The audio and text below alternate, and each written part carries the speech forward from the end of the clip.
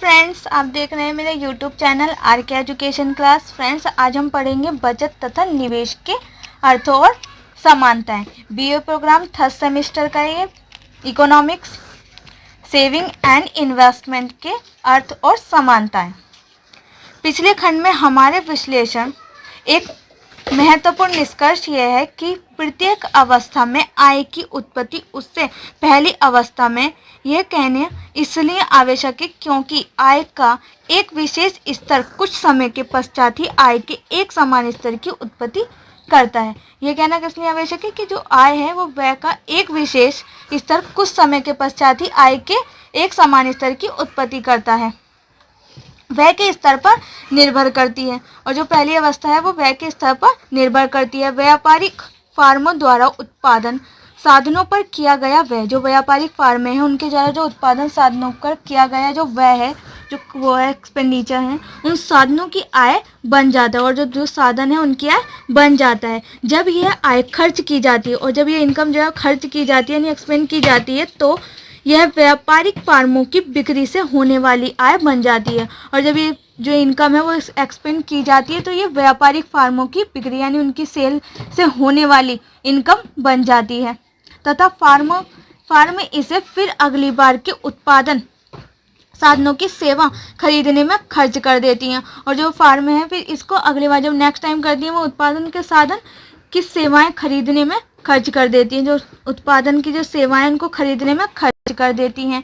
यदि प्रत्येक अवस्था में व्यय का स्तर समान रहे और प्रत्येक स्तर में एवरी अवस्था में जो व्यय का जो स्तर है वो समान रहे तो आय का स्तर भी वही रहेगा। और व्यय का स्तर जब इक्वल रहेगा तो आय का स्तर भी सेम रहेगा। यदि व्यय घट जाए, यदि जो एक्सपेंडिचर है वो घट जाए या डिक्रीज हो जाए तो अगली समय विधि में आय भी घट जाएगी। और नेक्स्ट टाइम क्या होगा कि जो समय विधि होगी नेक्स्ट तो उसमें आय भी इनकम जो है वो भी हमारी डिक्रीज हो जाएगी। और यदि व्यय का स्तर बढ़ जाता है और अगर एक्सपेंडिचर का स्तर बढ़ जाता है, इंक्रीज हो जाता है, तो कुछ समय पश्चात आय का स्तर भी ऊंचा उठ जाएगा। और कुछ समय पश्चात थोड़े समय के बाद वो क्या होगा, इनकम का जो स्तर है वो भी इंक्रीज हो जाएगा। दूसरे शब्दों में आय के प्रवाह का आकार अर्थव्यवस्था के व्यय के स्तर द्वारा निर्धारित होता है। जो आय का जो स्तर है वो अर्थव्यवस्था का जो आकार है वो व्यय यानी एक्सपेंडिचर के स्तर द्वारा निर्धारित होता है। बचत यौगिक मांग अतएव आय में एक प्रकार का रिसना यानी लीकेज है। जो आय है वो बचत यौगिक मांग में अतएव आय में एक प्रकार का रिसना यानी लीकेज है। किसी अर्थव्यवस्था में कमाई गई आय का दो प्रकार से निष्पादन किया जा सकता है।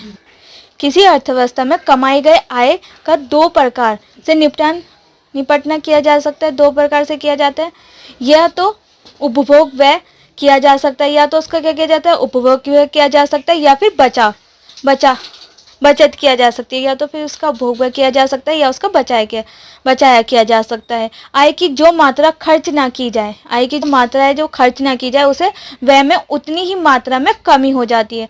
जो आय होती है, जो इनकम का जो पार्ट हम खर्च नहीं करते ना, उसी को हम क्या कहते हैं उपभोग व्यय किया जा सकता है। उसी का व्यय उतनी ही मात्रा में कमी हो जाती है, जो व्यय एक्सपेंडिचर है उतनी ही मात्रा में कम हो जाता है। इसका अर्थ ये हुआ कि यौगिक मांग, इसका अर्थ क्या हुआ कि जो ये यौगिक मांग है, यौगिक मांग से अभिप्राय है सब वस्तुओं की मांग का योग। और यौगिक मांग से क्या अभिप्राय है, सभी जो वस्तु है उन मांग का योग। इसमें उपभोग मांग तथा निवेश मांग दोनों का समावेश होता है। और इसमें क्या होता है, उपभोग मांग तथा निवेश मांग दोनों का समावेश होता है। में भी उतना ही कमी होगी जो कि यौगिक मांग में जो कमी होगी, यौगिक मांग से अभिप्राय सभी वस्तुओं की मांग का योग। इससे उपभोग तथा निवेश दोनों का समावेश होता है। और में भी इतनी ही कमी होगी। जब मांग कम हो जाती है तो उत्पादक को अपनी उत्पादन योजना दोहराकर कम करनी पड़ती है। इससे क्या होता है कि जो उत्पादक है फिर उसको अपनी जो उत्पादन जो योजना है उसको दोहराकर कम करना पड़ता है। जब उत्पादन कम हो जाता है, जब वो प्रोडक्शन कम हो जाता है तो उससे उत्पन्न होने वाली आय भी कम हो जाती है। और जब प्रोडक्शन कम होगा तो जो उससे जो हमें आय मिलती है वो भी कम हो जाएगी। अतः यदि अन्य बातें पूर्ववत रहें तो बचत आय के चक्रीय प्रवाह में एक प्रकार का रीजनल लीकेज हो जाती है। अगर सारी बातें संपूर्ण है तो उसको जो बचत है वो आय के चक्रीय प्रवाह में एक प्रकार का रीजनल यानी लीकेज होता है। उदाहरण से समझ लेते हैं इसको। उदाहरण, मान लो कि एक अवधि में उत्पादन हुई आय 100 रुपये। अगर एक अवधि में 100 रुपये उत्पादन किए हैं हमने, तो यदि अगली समय अवधि में केवल 90 रुपये खर्च किए जाएं और उसके जो हमने 100 रुपये कमाए उसमें से सिर्फ 90 रुपये खर्च किए जाएं तथा 10 रुपये बचा लिए जाएं और जो 10 रुपये उनको सेव कर लिया जाए, सेविंग हो जाए इसकी, तो उस अवधि में उत्पादन होने वाली आय 90 रुपये होगी। तो उस अवधि में क्या होगा, जो आय होगी हमारी उत्पादन आय जो होगी वो कितनी होगी, 90 रुपीज़, 100 रुपीज़ नहीं होगी। जब वह अर्थात मांग घटकर 90 रुपये हो जाती है, जब वह अर्थात मांग घटकर 90 रुपये हो जाती है तो उत्पादक भी उत्पादन घट जाता है और जो उत्पादक का जो उत्पादन है वह भी घट जाता है। वे इसी प्रक्रिया में उत्पन्न होने वाली आय भी कम हो जाती है और इसी प्रक्रिया में उत्पन्न होने वाली आय भी कम हो जाती है। निवेश से यौगिक मांग अतएव आय में वृद्धि होती है। निवेश से यौगिक मांग अतएव आय में वृद्धि होती है। बचत के कारण हुआ रिसना, जो बचत है उसके कारण जो लीकेज हुई है उसको पूरा किया जा सकता है। जो बचत के कारण हमारी लीकेज हुई है उसको हम पूरा किया जा सकता है यदि उतनी ही मात्रा में निवेश वह हो जाए, उतनी ही मात्रा में निवेश हो जाए तो बचत के कारण होने वाली यौगिक मांग में कमी निवेश व्यय से होने वाली समय अब वृद्धि से पूरी हो जाएगी। अगर जो बचत के कारण जो होने वाली यौगिक मांग में कमी थी ना, उसे निवेश व्यय से होने वाली समान वृद्धि से पूरी हो जाएगी। इससे कुल आय बढ़कर 100 रुपये उपभोग व्यय 90 प्लस निवेश व्यय 10 रुपये हो जाएगा। इससे क्या होगा, जो 100 रुपीज़ का जो उपभोग व्यय है वो 90 प्लस निवेश व्यय यानी 10 रुपये जो हुआ था वो हो जाएगा तथा आय का स्तर नहीं गिरेगा और इससे जो इनकम का जो स्तर है वो भी नहीं गिरेगा। यदि बचत के कारण कुल व्यय में कमी के साथ निवेश व्यय होता है, यदि जो बचत के कारण कुल व्यय में जो कमी के साथ निवेश व्यय होता है तो बचत जितना नहीं तो आय की प्रवृत्ति घटाने की होगी। आय जितना बचत की जितना नहीं होगा पर आय की जो प्रवृत्ति है वो घटने की होगी।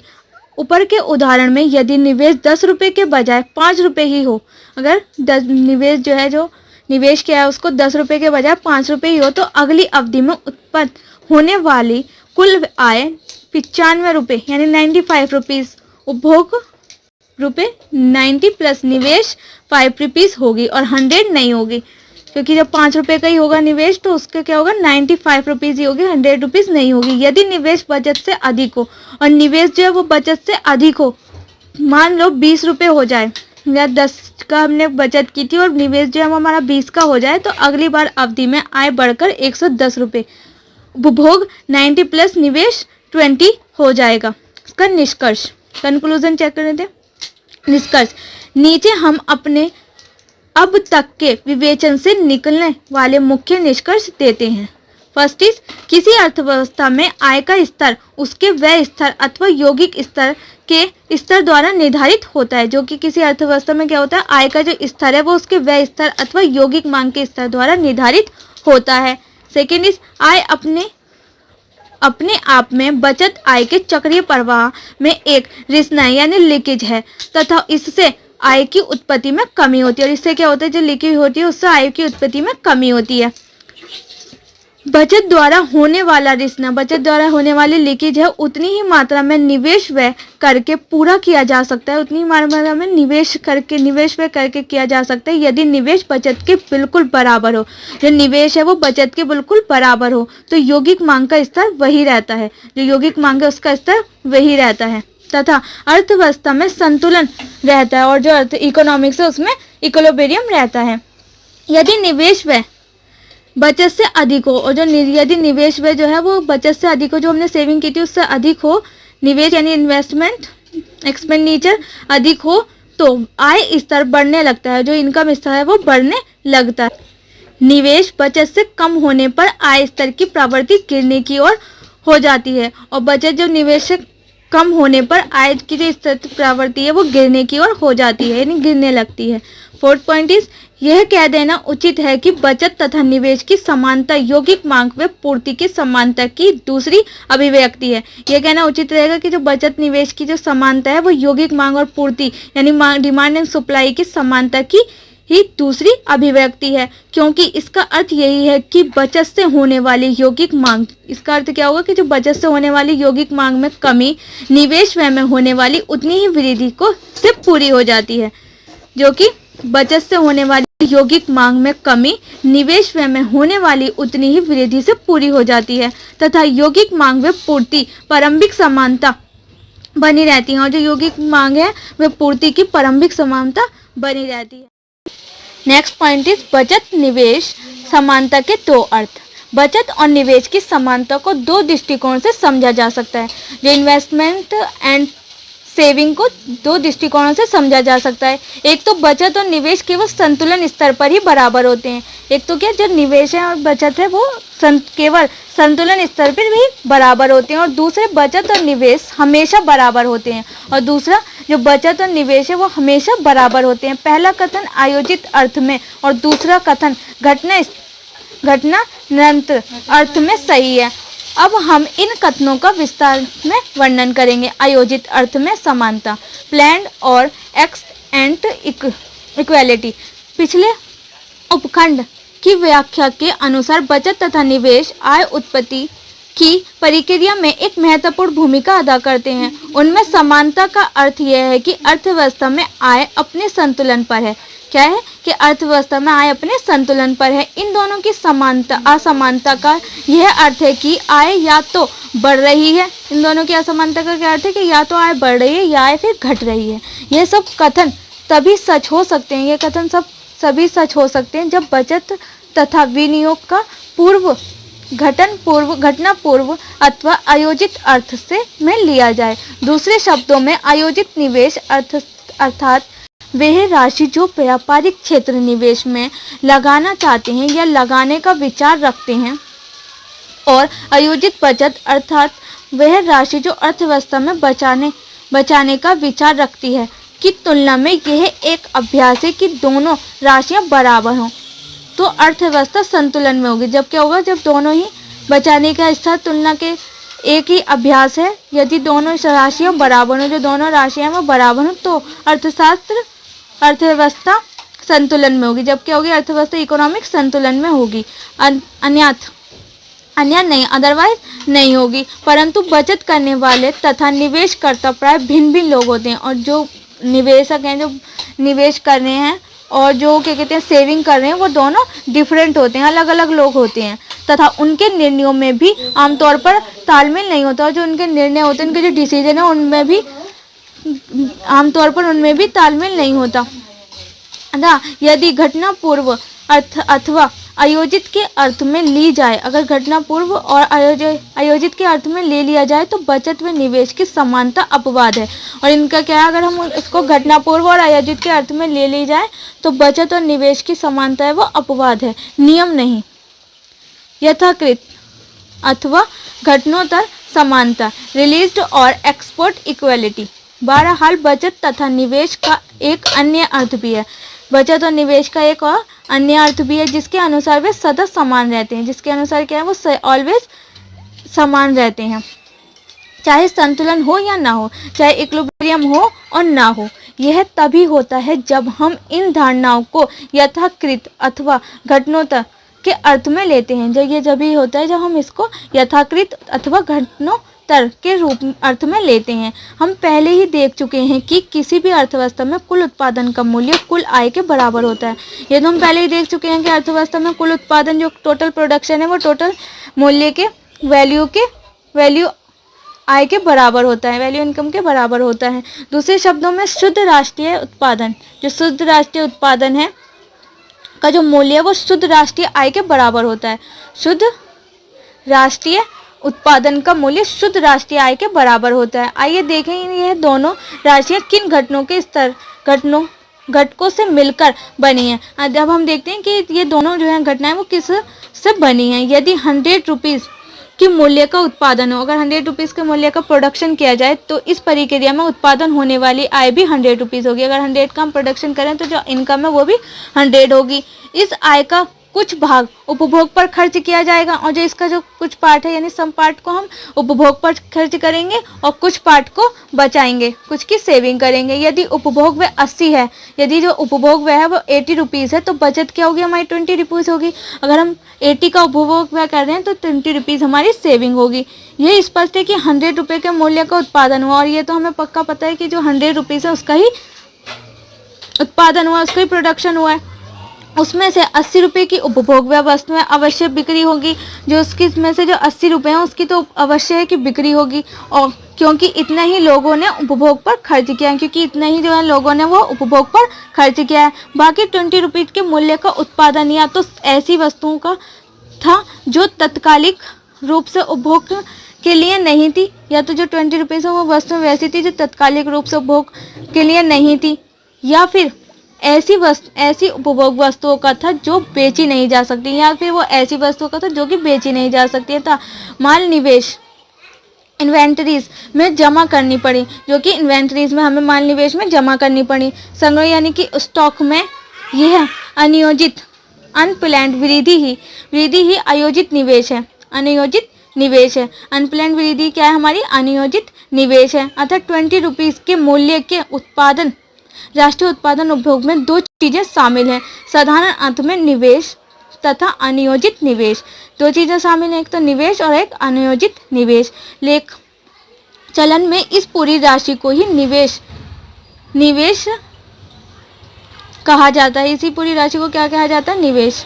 हम कह सकते हैं कि जो निवल राष्ट्रीय उत्पादन है, जो कि निवल राष्ट्रीय उत्पादन है, उसको उपभोग 80 रुपीज़ प्लस निवेश 20 रुपीज़, 100 रुपीज़ की कुल आय में 80 रुपीज़ उपभोग पर खर्च किया जाएगा। जो 80 रुपये हैं वो उपभोग पर खर्च किए जाएंगे तथा जो 20 शेष बच गए हैं उसे शुद्ध राष्ट्रीय उत्पादन में से जिसका उपयोग नहीं किया गया है वह निवेश है, और जिनका उपयोग नहीं किया गया वो हमारा निवेश है।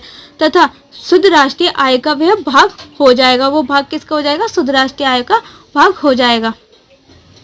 उपभोग पर खर्च नहीं किया गया वह बचत है। जो उपभोग पर नहीं खर्च किया गया वो हमारी सेविंग है, क्योंकि शुद्ध राष्ट्रीय उत्पाद का शुद्ध राष्ट्रीय आय बराबर है, और जो शुद्ध राष्ट्रीय उत्पाद है उस तथा शुद्ध राष्ट्रीय आय बराबर है। शुद्ध राष्ट्रीय उत्पाद और शुद्ध राष्ट्रीय आय बराबर हैं, इक्वल है। निवेश तथा बचत भी बराबर होनी चाहिए, और जो निवेश इन्वेस्टमेंट एंड सेविंग भी इक्वल होनी चाहिए। परिभाषा के रूप में के अनुसार देख सकते हैं हम, शुद्ध राष्ट्रीय उत्पादन इक्वल्स टू शुद्ध राष्ट्रीय आय, शुद्ध राष्ट्रीय उत्पादन इक्वल्स टू शुद्ध राष्ट्रीय आय, अथवा उपभोग प्लस निवेश होता है उपभोग प्लस बचत, अतः निवेश इक्वल्स टू बचत। यहाँ इस बात पर जोर देना है आवश्यक है कि बचत तथा निवेश की घटनात्मक धारणा मात्रा परिभाषिक अथवा लेखक समानता अकाउंटिंग के संदर्भ में है, तथा आय उत्पत्ति की प्रक्रिया को समझना उसी प्रकार से हमारी सहायता नहीं करती जैसे घटना पूर्व अथवा आयोजित बचत व निवेश की धारणा करती है। बहरहाल इसमें इन दो विपरीत लगने वाली धारणाओं में उदयन समाप्त हो जाता है। बचत तथा निवेश सदा बराबर होते हैं। सेकेंड इस बचत तथा निवेश केवल संतुलन बिंदु पर ही बराबर होते हैं। बचत तथा निवेश सदा बराबर होते हैं, फर्स्ट पॉइंट। और दूसरा है बचत तथा निवेश यानी सेविंग एंड इन्वेस्टमेंट केवल इक्विलिब्रियम बिंदु पर ही बराबर होते हैं। यथाकृत लेखा अथवा घटनोत्तर धारणा के अनुसार प्रथम कथन ठीक है, और जो क्या कहते हैं यथाकृत लेखा अथवा घटनोत्तर के धारणा के अनुसार प्रथम यानी फर्स्ट कथन ही राइट है, जबकि आयोजित अथवा घटना पूर्व धारणा के अनुसार दूसरा कथन ठीक है, जिसकी हम देख चुके, जैसे कि हम देख चुके हैं दूसरी धारणा ही आय के दृष्टिकोण से परिसंगिक है, और जैसे कि हम देख चुके हैं कि जो दूसरी धारणा है, जो सेकंड पॉइंट है, वही हमारा आय के दृष्टिकोण से परिसंगिक है। Friends I hope you will enjoy the video. अगर फ्रेंड्स आपको मेरी वीडियो अच्छी लगे तो मेरी वीडियो को लाइक शेयर सब्सक्राइब करना ना भूलें, और अपने फ्रेंड्स के साथ भी शेयर करें। और फ्रेंड्स मुझे कमेंट में बता दें आपको किस टॉपिक पर वीडियो चाहिए, मैं आपके लिए उस टॉपिक पर वीडियो बना दूँगी। Thanks for watching my video.